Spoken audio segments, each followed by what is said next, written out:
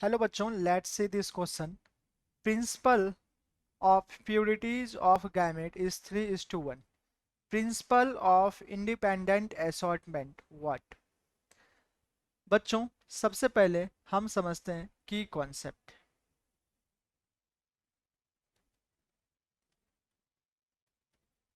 की कॉन्सेप्ट बच्चों, अगर मैं बात करूं लॉज ऑफ सेग्रीगेशन,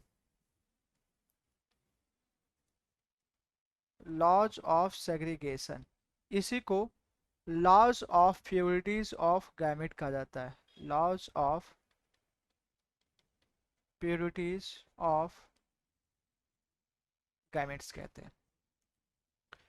बच्चों, अगर मैं बात करूं F2 जनरेशन में, अगर मैं बात करूं बच्चों F2 जनरेशन में, जो F2 जनरेशन होती है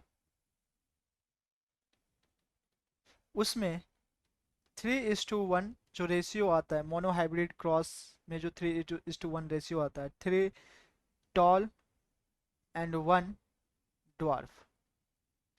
ओके, ये जो रेशियो आता है, ये रेशियो ऐसा क्यों आता है? Due to the laws of dominance first, and second due to the laws of segregation. मतलब गैमेट के सेग्रीगेशन की वजह से और डोमिनेंसी की वजह से जो F2 जनरेशन में जो रेशियो आता है वो 3:1 का रेशियो आता है. बच्चों, अगर मैं बात करूं लॉ या प्रिंसिपल ऑफ इंडिपेंडेंट असॉर्टमेंट, इनमें अगर मैं बात करूं, इनमें जो रेशियो आता है वो रेशियो आता है बच्चों 9:3:3:1. 9 represent here, that is round yellow.